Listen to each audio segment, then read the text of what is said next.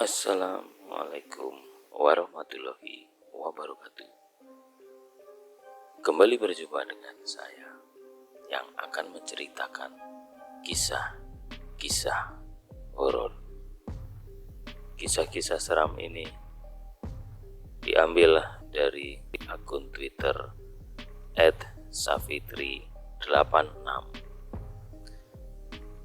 Dalam unggahannya itu, Sarah menceritakan jika cerita tersebut merupakan kisah nyata yang dialaminya.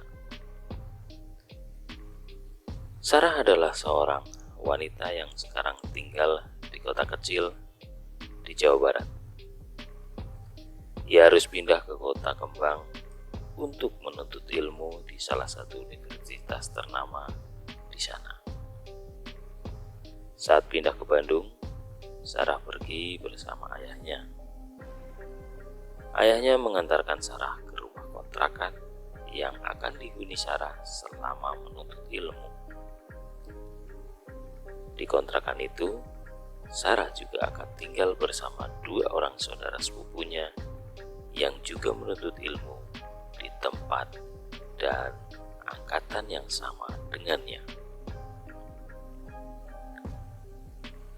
Saudara tertua bernama Jani dan saudara yang lebih tua dari Sarah bernama Afa.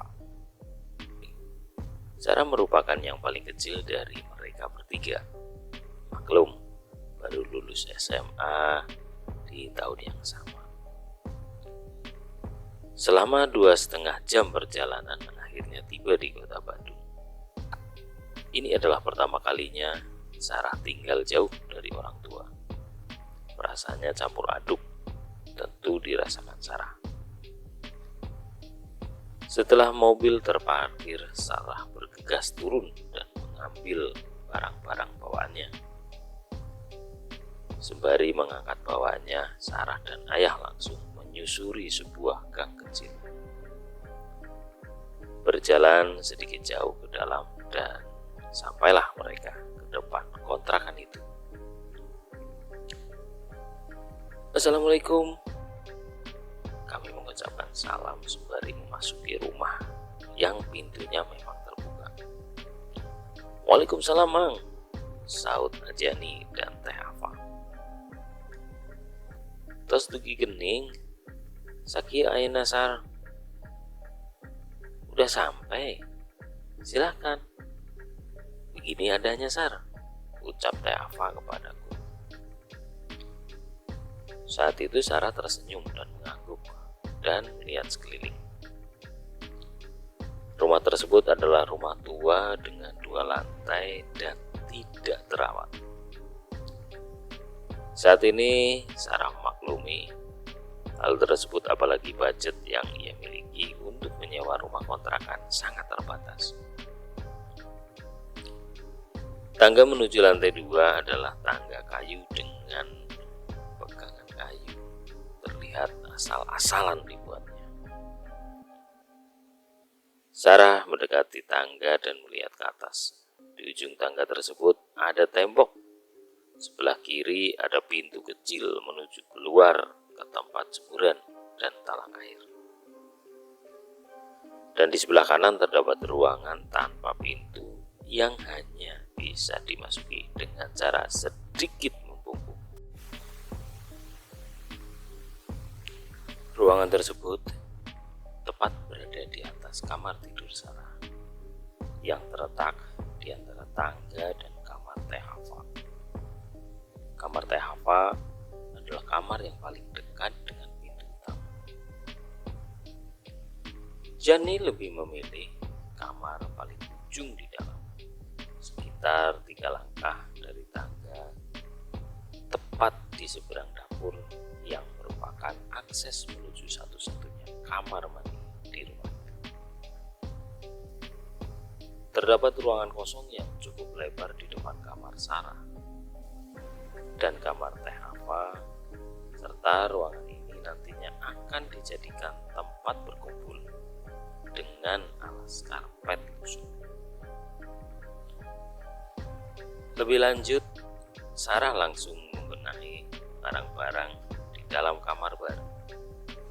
Ada beberapa noda lembab di dinding berwarna coklat dan sebagian terkelupas.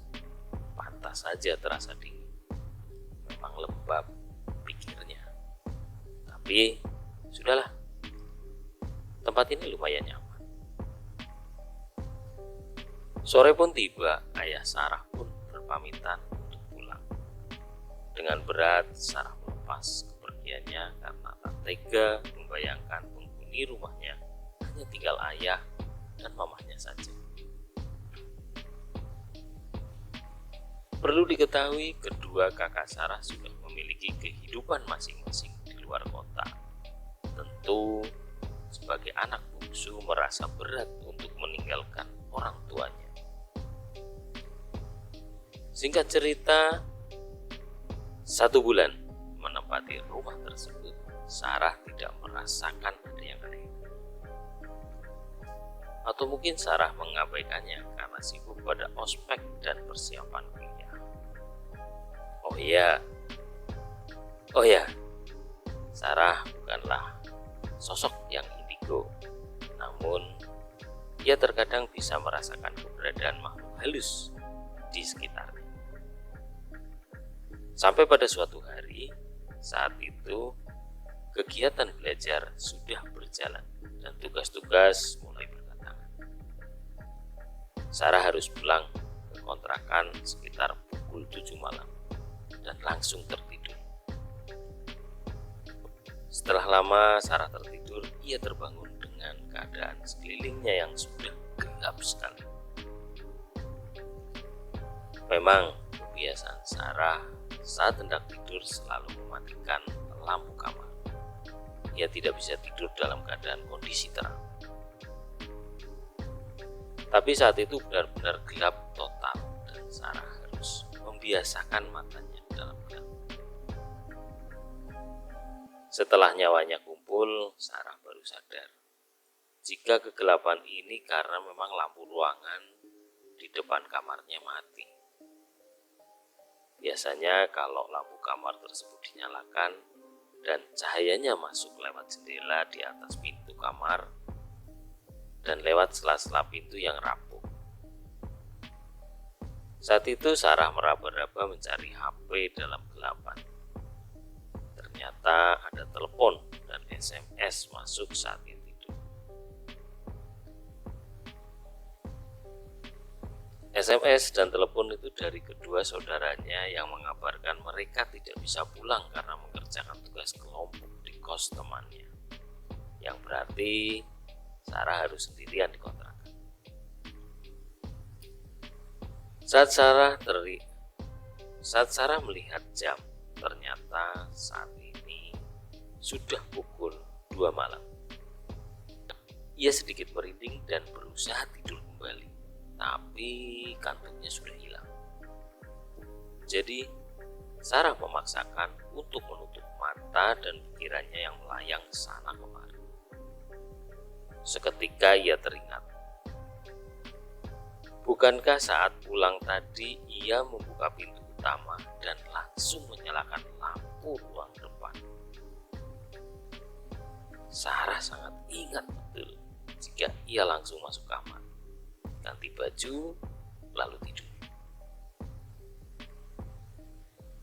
Dia tidak memadamkan lampu itu, bahkan lampu itu selalu menyala setiap malam dan menjadi satu-satunya sumber cahaya di malam hari. Lalu kenapa sekarang padam? Sarah hanya bisa berusaha tenang dan memastikan ingatannya. Saat hendak bangun dari tidurnya dan menyalakan lampu kamar, tiba-tiba Sarah mendengar suara lirih sekali dari balik pintu kamarnya.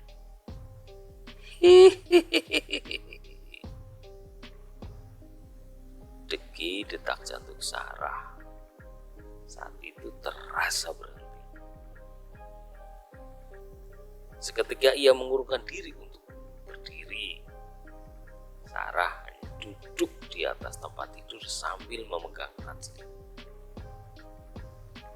Sarah diam dalam posisi waspada, ragu, antara yakin mendengar suara tawa dan berusaha meyakinkan diri bahwa ia hanya salah dengar.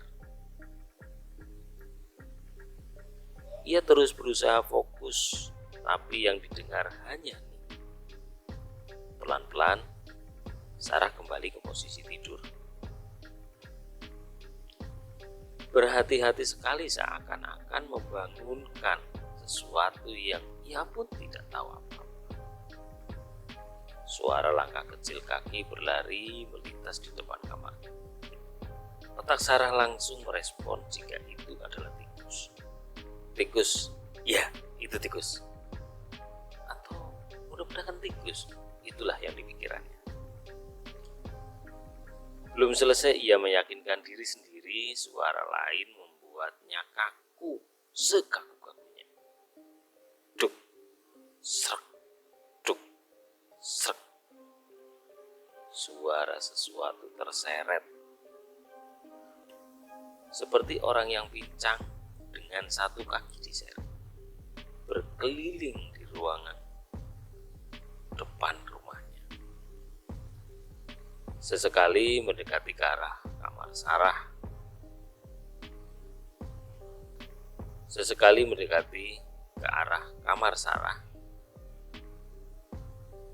ke arah kamar Teh Ava, dan berputar lagi.